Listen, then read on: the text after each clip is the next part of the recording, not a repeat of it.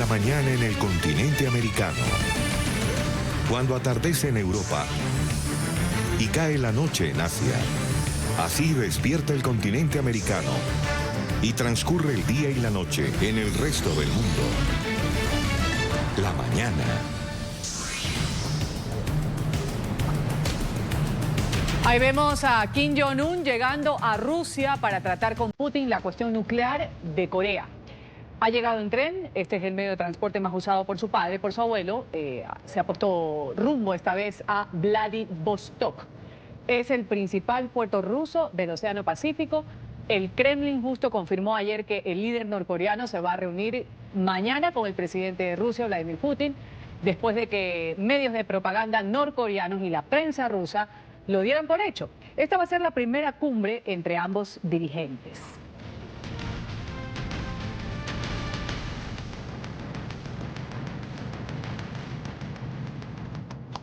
Un buen día tengan todos, bienvenidos a la mañana de NTN 24 en este 24 de abril del 2019. Ruth del Salto los saludo y voy a estar con ustedes en esta hora y media de actualización de las noticias internacionales. Amplios sectores de la sociedad en Venezuela están clamando por la entrega de ayuda humanitaria. Ningún insumo médico de los que supuestamente venían en estas 24 toneladas que ingresaron al país el pasado martes ha sido entregado en centros hospitalarios. Ya la Cruz Roja, organismo encargado de la distribución, ha repartido botellones de agua, pastillas potabilizadoras. Los ciudadanos se preguntan, ¿dónde están las medicinas? Exigen Contraloría Social en el asignamiento de este cargamento para garantizar que finalmente llegue a manos de los más necesitados. Hoy la distribución y contenido de la ayuda humanitaria sigue siendo un misterio. Los enfermos siguen sin medicinas y los hospitales sin insumos. El presidente de la Cruz Roja venezolana, Mario Villarroel, no da explicaciones pese al desespero que se ve en las calles. Explique qué sucede. ¿Dónde están los medicamentos? ¿Dónde están las ayudas para los hospitales? ¿Dónde está con lo que nuestras mujeres de la tercera edad deberían contar? Uno se ve hoy, ayer y hoy a las colas de los bancos y la gente tratando de cobrar una pensión que no les da ni para comprarse un medicamento para su tensión. Esa es la realidad que vive el país. Necesitamos respuestas contundentes. La comunidad internacional y la Cruz Roja deben ver lo que sufre la mujer venezolana.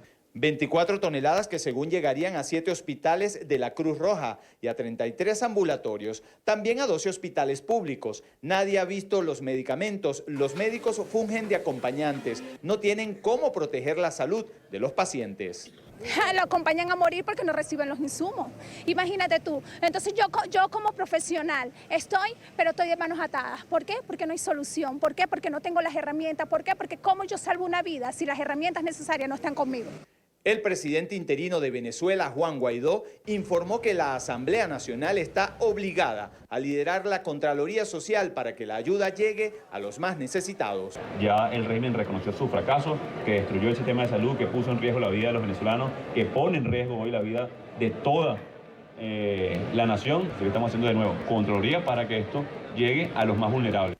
La ayuda humanitaria también se refiere a los valores, esos que se han perdido durante los últimos 20 años, provocado por un sistema que empobreció a los ciudadanos. Que ha vulnerado y ha torpedeado la vigencia de valor, la sustitución de los valores y que en este momento nosotros tenemos una sociedad que está luchando por sobrevivir y claro, en esas condiciones los principios éticos se reducen a un mínimo. A esta hora nos acompaña Carlos Salazar, coordinador nacional de la Coalición Sindical Nacional. Exige al presidente de la Cruz Roja en Venezuela publicar justamente esta agenda de visita a hospitales para garantizar la entrega de medicamentos. Gracias por estar con nosotros aquí en la mañana de NTN 24, Carlos. Gracias a usted por la invitación. Carlos, ¿qué es lo que pasa hasta el momento? Ingresó un lote de ayuda humanitaria, pero ¿dónde están los medicamentos? Bueno, fíjate algo, ¿no? Desde el año pasado, el 1 de mayo del año pasado, nosotros fuimos a la Cruz Roja Internacional, a la Cruz Roja Venezolana, a exigirle de que hiciera las banderas de emergencia por la crisis humanitaria en Venezuela. Bueno, la Cruz Roja no lo hizo. Dijo que el gobierno lo podía sacar de la sede. Nosotros le dijimos, ¿para qué necesitamos una Cruz Roja que nos dice la bandera? Hoy que ingresó la ayuda humanitaria, le estamos exigiendo a Mario Villarroel que publique la agenda donde se va a distribuir la ayuda humanitaria en Venezuela. Y resulta que no ha publicado la agenda porque dice que no ha llegado totalmente la ayuda humanitaria, que llega el 8 de mayo, que llegan 2 barcos, que llegó un avión, pero solamente trajo plantas eléctricas, que trajo algunos kits de operación y que fíjate, miren uno de los kits de operación que le puedo mostrar a los oyentes, le puedo mostrar a la gente, a los venezolanos en Colombia, a los colombianos y a los venezolanos. Este es un kit que repartieron en un hospital, que ese hospital realmente es una clínica privada que está en la propia Cruz Roja venezolana. Entonces son kits de operaciones que realmente no necesitan los hospitales porque los hospitales los tienen. Los hospitales lo que necesitan son las medicinas.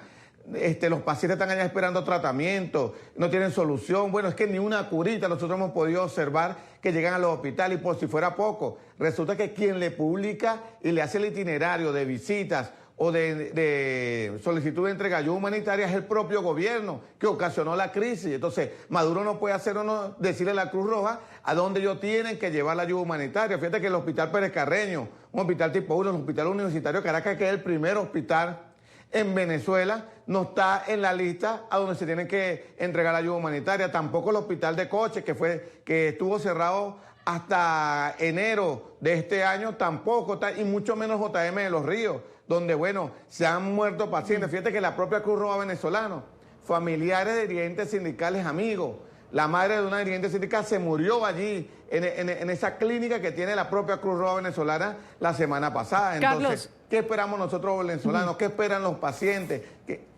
Carlos, interrumpo un poco la denuncia que usted nos está haciendo aquí en NTN 24. ¿Ustedes temen que esta entrega de ayuda humanitaria se haya politizado? Es decir, que sea, como usted dice, el propio Maduro quien diga dónde se deben dejar y que no se sepa cuál es el cargamento real que ha entrado en este lote de ayuda humanitaria, porque se conocía cuando estaba pues, la ayuda humanitaria que llegaban de distintos países, se veían medicinas, se veían alimentos, se veían ahí las camas hospitalarias, todo lo que es tan necesario en Venezuela y que todavía no ha podido ser repartido. ¿Ustedes temen que haya una politización en todo esto? No, lo existe, y una partidización también. Fíjate que inclusive la ayuda humanitaria que supuestamente vino de China, vino de Rusia, eso no lo vio nadie. Eso no lo vio absolutamente nadie. Mira, realmente lo que es un show mediático del gobierno, un show mediático de Nicolás Maduro, para que los venezolanos crean que entró una ayuda humanitaria, pero es mentira. Y es por eso que no podemos permitir que Maduro seleccione en los hospitales donde supuestamente se van a entregar la ayuda humanitaria. ¿Para qué?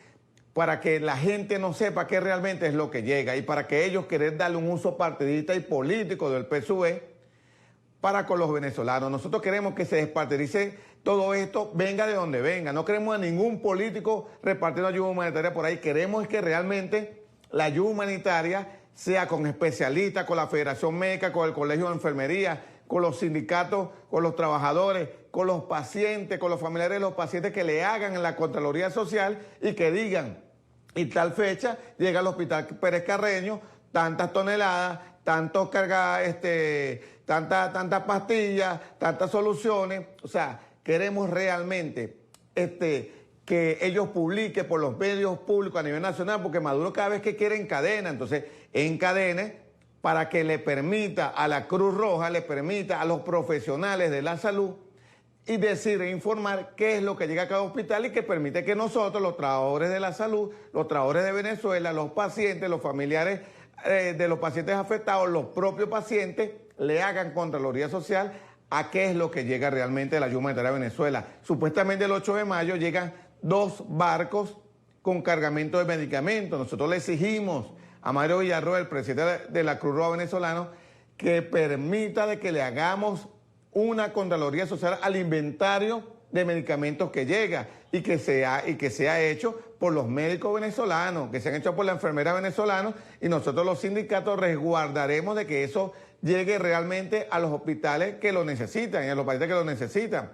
El gobierno hizo un uso político de esta ayuda humanitaria hace 2 semanas en Catia, una famosa parroquia popular caraqueña, y fue un desastre porque realmente era una partidización y estaban realmente la gente desesperanzada por querer tener algún tipo de medicamento. Bueno, lo que hubo fue tumbos, golpes, golpizas. El gobierno está haciendo uso de esa ayuda para querer tenernos como con la caja CLAP. Carlos. Tenernos amarrados a ellos, no, eso queremos que llegue directamente a los hospitales.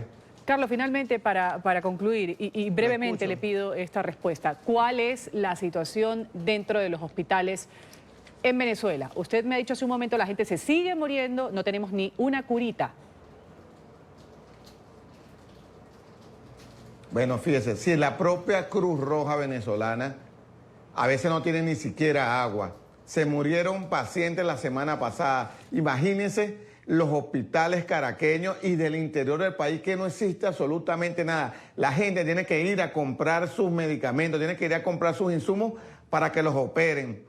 La crisis en Venezuela está peor. Nuestro llamado es a los venezolanos en Colombia, mucha fuerza. A los colombianos, muchas gracias por abrirnos las puertas de su país. A los venezolanos que están allá, a los venezolanos que estamos aquí en Venezuela resistiendo, seguiremos protestando y con mucha fuerza. Y tenemos la vista puesta en el 8 de mayo, Día Internacional de la Cruz Roja, porque haremos hincapié de hacer realmente una Contraloría Social, y a todos los trabajadores de los hospitales a nivel nacional. Es momento de la protesta nacional, porque no vamos a permitir que el gobierno siga jugando con la salud de los venezolanos. Vamos a darle seguimiento a estas denuncias que se hacen de la entrega de ayuda humanitaria. Carlos Salazar ha estado con nosotros, dirigente de la Coalición Sindical Nacional desde Venezuela. Gracias por haber estado con nosotros, Carlos. Un buen día. Gracias a ustedes.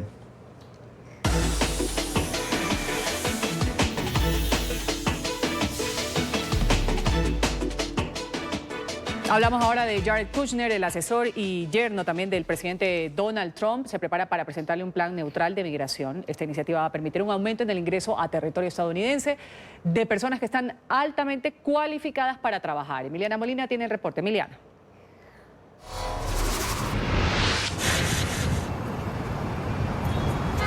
Hola, ¿qué tal? Muy buenos días. Pues en una entrevista con la revista Time, Kushner asegura que este plan de inmigración sería bastante neutral.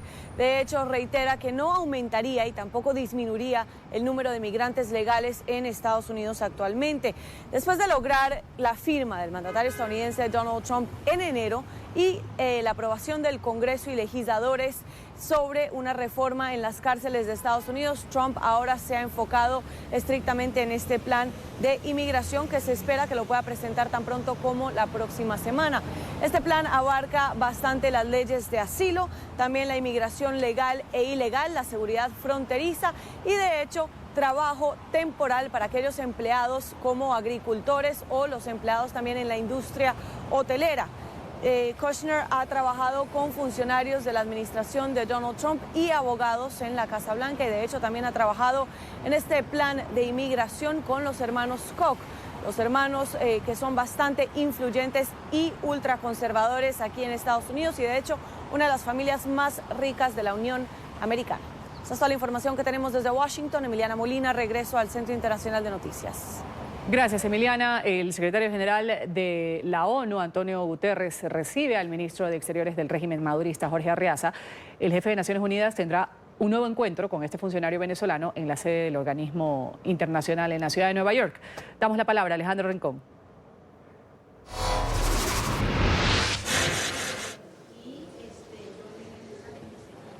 Hola, feliz miércoles para todos. El canciller del régimen madurista, Jorge Arreaza, ya ha hecho su ingreso a la sede general de la Organización de Naciones Unidas en la ciudad de Nueva York con el objetivo de participar de esta nueva sesión bilateral con el secretario general Antonio Guterres. A la llegada de Arreaza intentamos abordarlo y hacerle alguna o varias preguntas alrededor de la naturaleza de este encuentro. Sin embargo, dio la espalda a la prensa y no entregó ningún tipo de declaración antes de subir a la oficina o al despacho privado del secretario general, en donde donde ahora mismo se encuentra participando de esta nueva sesión. Hemos intentado abordar adicionalmente a los integrantes de la misión de Venezuela ante Naciones Unidas, tratando de considerar la posibilidad de que nos entregara alguna declaración posterior a este encuentro con el secretario general Antonio Guterres. Sin embargo, por ahora no se ha confirmado esa posibilidad, de manera tal que una vez salga de esa reunión, pues estaremos haciéndole el seguimiento de forma tal de tratar de obtener alguna reacción de primera mano para conocer el contenido sobre este nuevo encuentro bilateral con Jorge Arreaza. Una reunión que sucede en medio de dos importantes hechos. Primero,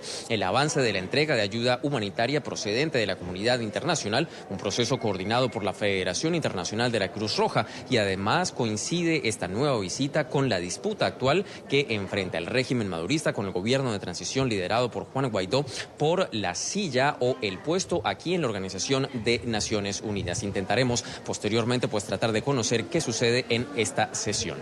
Es todo lo que tenemos para ustedes por ahora. Continúen con más en el Centro Internacional de Noticias. Hablamos ahora de un revelador hallazgo en Francia. Justamente agentes que investigan este devastador incendio en la Catedral de Notre Dame han encontrado 7 colillas de cigarrillos en los andamios de restauración, donde precisamente surgió el fuego que acabó con parte de la cobertura de esta estructura. Algunos de los obreros que trabajaban en la restauración de esta aguja del templo han reconocido a las autoridades que fumaban ellos en los andamios.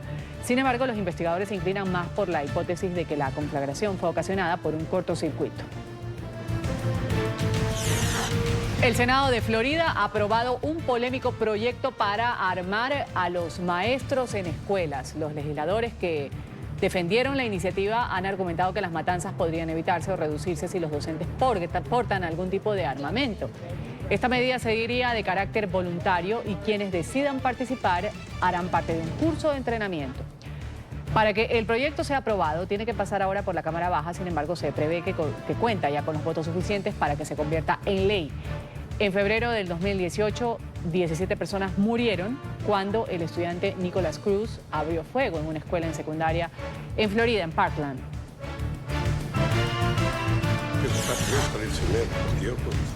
La justicia de Brasil ha reducido la condena contra el expresidente Luis Ignacio Lula da Silva por corrupción y lavado de dinero. El Tribunal Superior de Justicia cortó a casi 13 años, de 13 a 8 años, 10 meses, su tiempo en la cárcel. Lo más polémico de esta decisión, adoptada de forma unánime por 4 miembros de la sala, es que Lula da Silva podría ser beneficiado con un régimen de detención domiciliaria a partir de septiembre, según los cálculos de expertos en asuntos jurídicos. Desde que fue encarcelado el 7 de abril del 2018, el expresidente permanece detenido en un edificio de la Policía Federal en Curitiba, ciudad en la que tiene sede el tribunal a cargo de la operación Lavallato contra la corrupción por la que fue condenado. Por segundo día consecutivo, el ex representante de Odebrecht en Perú, Jorge Barata, declara ante el equipo especial del Ministerio Público de la Nación Suramericana. Barata declarará hasta el próximo viernes, 26 de abril, ante los fiscales peruanos, quienes se han desplazado hasta Brasil sobre estos sobornos que Odebrecht habría entregado a funcionarios peruanos de distintos niveles a cambio de adjudicaciones de proyectos, así como también aportes a distintas campañas políticas. Recordemos que 4 expresidentes de Perú han resultado salpicados por este escándalo de corrupción.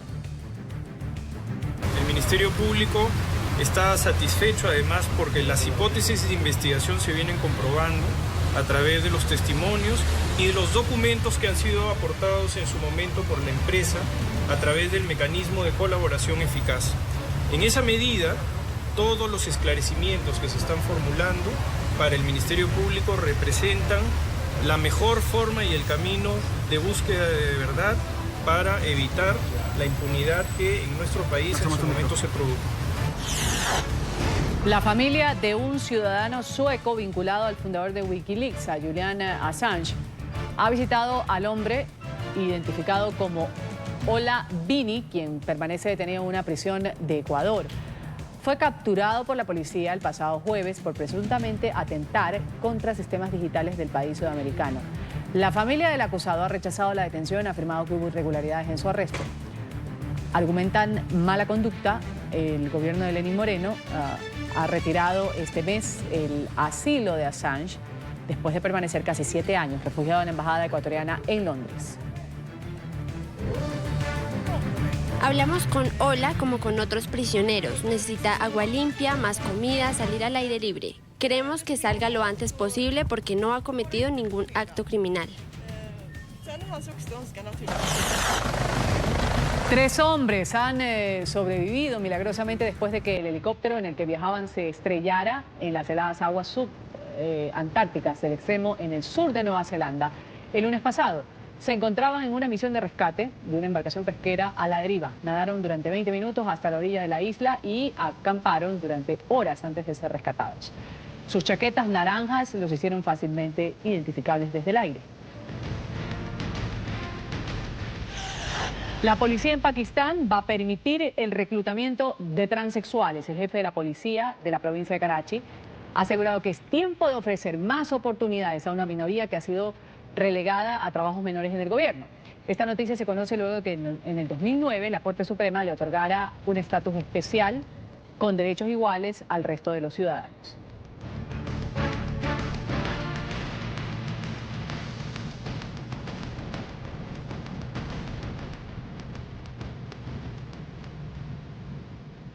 Los denominados o autocalificados como colectivos armados han sido el centro del debate en la sesión de la Asamblea Nacional de mayoría opositora en Venezuela.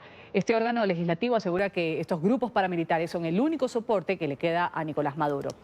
Los diputados están denunciando que el régimen es quien les entrega, los dota de armas. Saludamos con el tema a Oliver Fernández. Oliver. Un buen día para ti, Ruth. Un placer saludarte desde la capital venezolana. Así es, este tema ha sido álgido este martes en la sesión ordinaria de la Asamblea Nacional. Recordemos que en los últimos días, en las manifestaciones que se han registrado en Venezuela, son los denominados colectivos armados quienes han dispersado estas manifestaciones. Ha dicho precisamente el presidente encargado de Venezuela y también los diputados a la Asamblea Nacional que los colectivos armados que ya ahora son denominados como paramilitares por el Parlamento venezolano son de alguna manera la única ala que le queda al régimen de Nicolás Maduro para poder defenderlos. También han dicho que ni siquiera están contando con la Fuerza Armada Nacional Bolivariana, porque incluso la pugna interna que existe dentro del régimen, algunos de estos militares pues se han negado a seguir dispersando o atacando a los venezolanos que de alguna manera están exigiendo sus derechos en las calles. Pero vamos a ver el siguiente informe realizado por nuestro compañero Luis Laya. Caracas se quedó en pañales hace tiempo, hace mucho tiempo. Cuando masacran indígenas, cuando matan estudiantes en la calle. Desde la Asamblea Nacional alegan que la violencia de grupos paramilitares intenta ocasionar miedo en los ciudadanos. Con armas de fuego y muerte, reprimen a quien manifiesta en contra del régimen. No les basta con someternos a apagones, con haberse robado todo el dinero del pueblo de Venezuela, con la incapacidad que han demostrado, ni siquiera pueden racionar la luz. Además denuncian que son armados por el propio gobierno. Aseguran tener denuncias de policías a las que les quitan el parque de armas para entregárselas a estos grupos irregulares. Tienen armas de fuego es porque la satrapía usurpadora se los permitió. No solamente porque los impulsa a hacerlo, a utilizarlas, sino porque además se las ha suministrado. Señalan que es función de la Fuerza Armada el monopolio de las armas, según lo establecido en la Constitución, por lo que exigen cumplan con sus funciones. Sobre otros temas, el presidente encargado aseguró que la próxima reunión que sostendrá con embajadores designados será para proteger a los migrantes venezolanos y afinar estrategias para proteger activos del país. Generaron apátridas, generaron todo lo que en algún momento criticaron, pero eso fue producto de la dictadura, producto de la persecución, de la falta de oportunidades que hoy niños venezolanos nacidos en otra frontera que no tienen identidad, sepan esos niños y sus familiares que son venezolanos de pleno derecho estén donde estén, que estamos recuperando y trabajando por sus derechos. Ante las acciones internacionales como la propuesta de Ecuador de aplicar la doctrina Rol 2 para defender la democracia en el país o la prohibición de Malta para que aviones rusos sobrevuelen su territorio con destino hacia Venezuela, agradeció el apoyo internacional y aseguró que evalúan todas las opciones para ejercer presión. Eso depende evidentemente de cada país. Celebramos que no se preste, sobre todo cuando el Parlamento Nacional, único órgano del poder público que puede autorizar misiones militares extranjeras en suelo venezolano, no lo autorizó. Ahora, responsablemente, como presidente encargado, como presidente del Parlamento, debemos evaluar las opciones y cuáles están en disposición de ejecutar en el corto, mediano y largo plazo. Esa es la verdad. Y ya lo han dicho muchos de los aliados, que pudiera ser prematuro el día de hoy. Y también lo que nos queda claro como venezolanos es que depende de nosotros, incluso invocar desde otros países algún tipo de doctrina que, de nuevo, es muy parecida a lo que es responsabilidad para proteger. Desde el Parlamento aprobaron la creación de un Centro de Comunicaciones Nacionales, un mecanismo para promover la información oficial ante el cerco a la libertad de expresión y la opacidad de las fuentes del Estado. Ha habido desde el año 99, una estrategia clara fijada para tener desde el poder una hegemonía comunicacional que controle y que imponga una visión y una narrativa que solo esté acorde a quienes en este momento usurpan el poder. Ruth, y precisamente para el día de hoy se esperan más protestas en la capital venezolana. Los jubilados y pensionados protestarán frente a la Plaza de la Moneda en pleno centro de la capital venezolana. También en el Hospital Oncológico Padre Machado, los ciudadanos o los enfermos que de alguna manera están necesitando esta ayuda humanitaria también protestarán porque no les ha llegado el tratamiento para el cáncer. Y sesionará la Comisión de Finanzas de la Asamblea Nacional, sobre todo para pronunciarse sobre esta nueva devaluación de la moneda. Recordemos que el régimen de Nicolás Maduro devaluó la moneda 20% y los ciudadanos ahora cobrarán aproximadamente 3,6 dólares por mes, es decir, un sueldo que no les alcanza para poder vivir. Es la información que nosotros podemos aportar a esta hora desde la capital venezolana. Volvemos contigo a la mañana de NTN 24. Gracias a Oliver por ese reporte desde Venezuela. Aquí hacemos una nueva pausa en la mañana de NTN 24. Enseguida vamos a hablar de las protestas que se registran en las afueras del Tribunal Superior en Estados Unidos. Una pregunta que consulta a la población sobre su estatus de ciudadanía en el censo 2020. Esta es la polémica. La quiere implementar el presidente Trump. Enseguida vamos a tener los argumentos de activistas promigrantes. Biden, que va por la presidencia de Estados Unidos. Después de meses de especulaciones, el ex vicepresidente de Obama confirmaría mañana, a través de un video que publicará en internet, que se va a presentar a las elecciones primarias del Partido Demócrata para ocupar la Casa Blanca, una nominación que ya disputan por el momento 20 aspirantes de su partido. Actualmente las encuestas sitúan a la cabeza al senador Bernie Sanders, seguido por el ex vicepresidente Joe Biden, pese a no haber anunciado aún formalmente su candidatura. Nueva amenaza del presidente de Estados Unidos, Donald Trump, a México. El mandatario ha advertido que si su vecino del sur no tiene o detiene a miles de migrantes que se dirigen hacia la Unión Americana, se va a ver forzado a cerrar una sección de la frontera. En una serie de tweets publicados esta mañana por el republicano, Trump ha acusado a México de no hacer lo suficiente en materia de migración. Además, acaba de asegurar que la patrulla fronteriza ha detenido a 418,000 personas, migrantes indocumentados. Una caravana muy grande de más de 20,000 personas comenzó en México. Ha sido reducida en tamaño por México, pero todavía está en camino. México debe de retener al resto o nos veremos obligados a cerrar esa sección de la frontera y llamar a las Fuerzas Armadas. Los soldados de México recientemente apuntaron con sus armas a nuestros soldados de la Guardia Nacional, probablemente como una táctica de distracción para los traficantes de drogas en la frontera. Ahora estamos enviando a soldados armados a la frontera. México no está haciendo lo suficiente para aprender y regresarlos. Entre tanto, el gobierno mexicano ha estimado en unos 300,000 el número de migrantes que han tratado de llegar a Estados Unidos a través de su territorio en lo que va del 2019. La Secretaría de Gobernación ha llamado a los centroamericanos y a ciudadanos de otras naciones a respetar las leyes y también a las autoridades mexicanas. Entre tanto, el secretario de Relaciones Exteriores ha anunciado un viaje a Washington el próximo 7 de mayo. Ha anticipado que su país no va a aceptar acuerdo alguno que convierta a México en el tercer país seguro para quienes solicitan asilo en Estados Unidos. Se estima que durante los primeros 3 meses de este año han transitado por México cerca de 300,000 personas migrantes para ingresar de manera irregular a los Estados Unidos. Claro que sí hay un cambio en el flujo migratorio que está entrando a nuestro país permanentemente. En todos lados, en todos los foros, en todos los espacios desde la transición que nosotros no aceptaríamos un tratado o acuerdo de tercer país seguro. Esa es una posición mexicana muy clara y no nos lo han planteado, no sé, esa nota que comentas de dónde venga, pero a nosotros no nos lo han planteado porque saben que no lo aceptaríamos, no estaríamos de acuerdo. Kim Jong-un ha llegado a Rusia para tratar con Putin la cuestión nuclear de Corea. Ha llegado en este tren, el medio de transporte más usado por su padre, por su abuelo. Se ha puesto rumbo esta vez a Vladivostok, el principal puerto ruso del Océano Pacífico. El Kremlin confirmó ayer que el líder norcoreano se iba a reunir mañana con el presidente de Rusia, Vladimir Putin, después de que medios de propaganda norcoreanos y la prensa rusa lo dirán por hecho. Esta será la primera cumbre entre ambos dirigentes.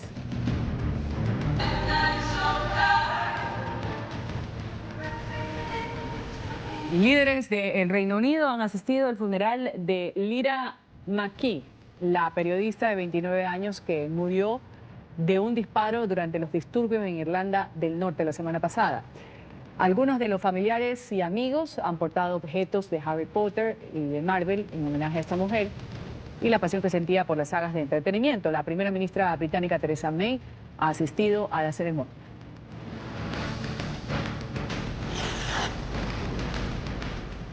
Ya son 359 los muertos por la cadena de atentados del domingo de resurrección en Sri Lanka, cuya autoría se adjudicó el autodenominado Estado Islámico.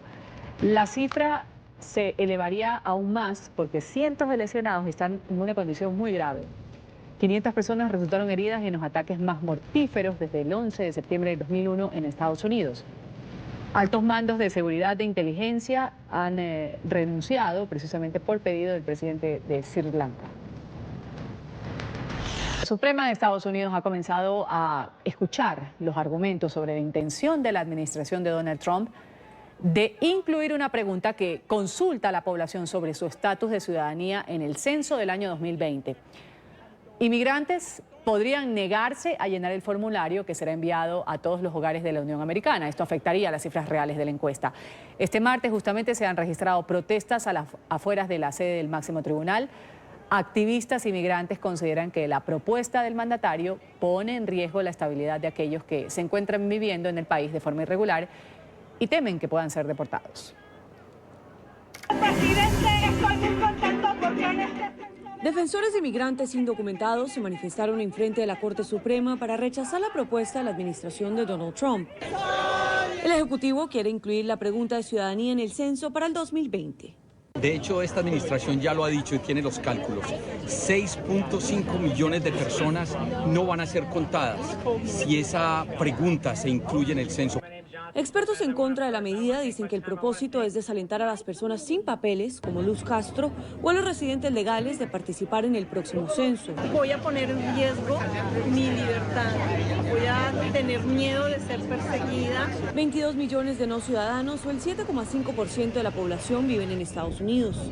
Luz es una de ellas, y desde ya asegura que no participaría si se incluye la pregunta. No, no lo respondería. No es necesaria esta pregunta. Trump argumenta que necesita la pregunta para hacer cumplir la Ley de Derechos de Votación de 1965, un motivo que asesores de ACLU contradicen. Nosotros acabamos de salir de la Corte Suprema. Presentamos un argumento fantástico y creo que lo que vimos adentro es algo que hemos sabido desde hace tiempo, que es que esta pregunta añadida va a hacer que millones de personas no respondan. La pregunta va a hacer más difícil hacer cumplir la ley de derecho al voto, que supuestamente es el propósito de esto. Según la juez Sonia Sotomayor, el recuento sería incompleto y perdería el propósito principal, contar a cada persona en la nación. De hecho, desviaría el dinero federal y el poder político de las zonas urbanas hacia las rurales. Lo importante de un censo es ver la cantidad de personas que viven en un país. Desde 1950, el gobierno federal no ha incluido una pregunta sobre ciudadanía en los formularios, que se envían una vez cada década a cada hogar. Arizona, California, Florida, Illinois, Nueva York y Texas podrían arriesgarse a perder escaños en la Cámara Baja, y varios estados podrían perder dinero federal. En Carolina del Norte nos acompaña hasta ahora Juliana Cabrales, ella es directora regional de participación cívica de la Asociación Nacional de Funcionarios Latinos elegidos y designados. Un buen día, gracias por estar con nosotros aquí en la mañana de NTN 24. Gracias por la invitación.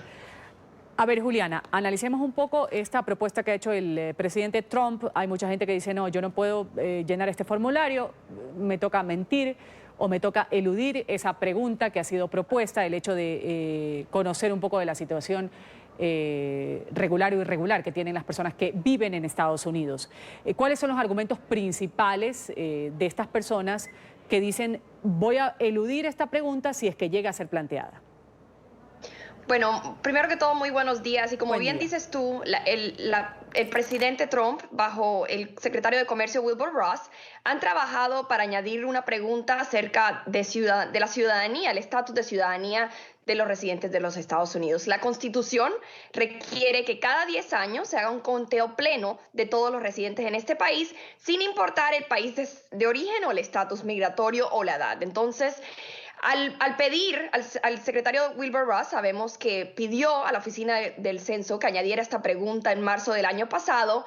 Y bueno, sabemos que las justificaciones es porque dice que se necesita esta información para poder seguir de cerca los derechos de los votantes en el país. Bueno, como organización no partidista, sin ánimo de lucro, sabemos que la información que se recolecta a través de otras encuestas que hace la Oficina del Censo del Gobierno de los Estados Unidos, tenemos la información necesaria para asegurarnos que los derechos de los votantes están protegidos. Añadir esta pregunta al cuestionario del censo el próximo año resultaría en que muchas personas, debido al ambiente político, a no confiar en el que el gobierno va a mantener la información confidencial, dejen de participar en el censo. Y lo estamos escuchando de todo el mundo, de todos los latinos. Precisamente realizamos una encuesta y el 78% de las personas, de los latinos que encuestamos, nos dijeron que la inclusión de esta pregunta llevaría a que las personas dejen de participar. Es parte, una vez más, de esta política antimigrante del presidente Trump, el hecho de plantear esta pregunta, saber sobre el estatus de ciudadanía y ciertamente el temor que tienen muchos que puedan ser deportados. Sí, sin lugar a duda, yo creo que la comunidad en general no le gusta, pues no se siente confiada en incluir información acerca de si es ciudadano o no. La pregunta si la persona es ciudadana y luego hay varias opciones para indicar si esa persona obtuvo su ciudadanía al nacer en los Estados Unidos, en un territorio o a través de la naturalización. Y luego la última opción dice no soy ciudadano de los Estados Unidos. No hace preguntas acerca del estatus migratorio específico, simplemente si la persona es ciudadano o no. Pero sabemos que en el ambiente político hoy en día, por ejemplo aquí en Carolina del Norte, se siguen viendo redadas de ICE. Pues es fácil entender por qué la comunidad tendría miedo, estén aquí documentados o indocumentados, de incluir esa información. Vamos a agradecer a Juliana Cabrales, directora de Participación Cívica de la Asociación Regional de Funcionarios Latinos Elegidos y Designados. Nos ha acompañado aquí en la mañana de NTN 24. Gracias y un buen día. Muchas gracias.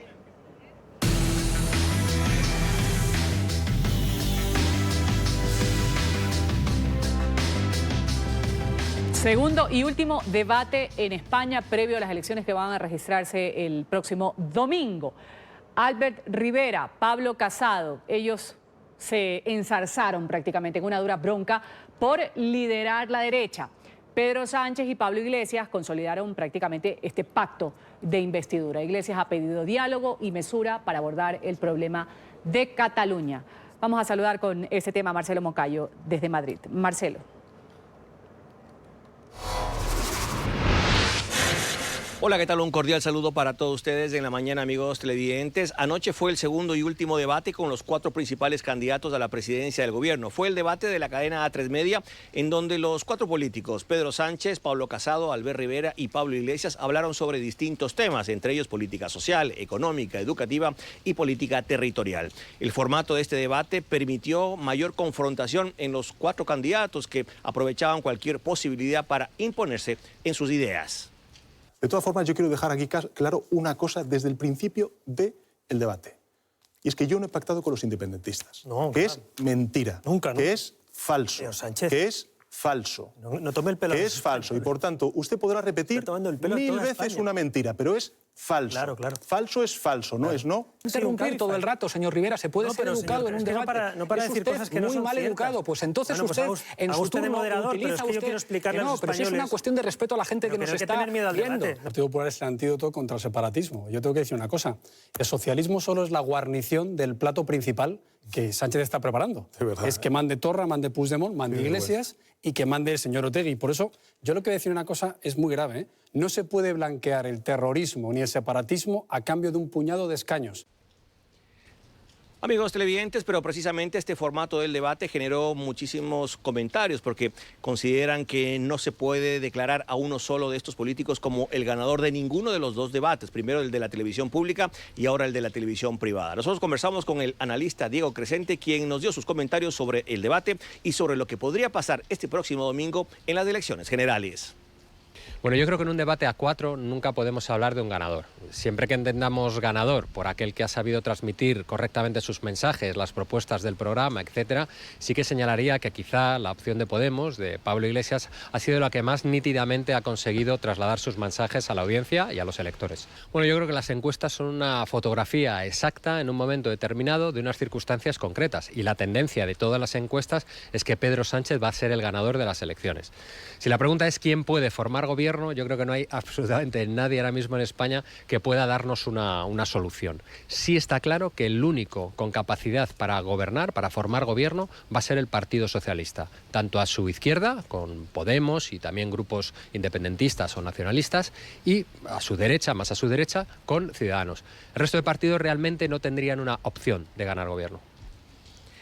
Amigos televidentes de la mañana, lo dicho, este próximo domingo están habilitados para votar alrededor de 30 millones de personas y según algunas encuestas, el número de indecisos podría estar entre el 20 y 30%, cifra que quizás pueda haberse reducido luego de haber visto a estos 4 principales candidatos a la presidencia del gobierno debatir en 2 días seguidos. Este es el informe para la mañana. Sigan ustedes con más aquí en NTN 24. Hasta pronto. Hasta pronto, por supuesto, su sintonía con el Canal de las Américas.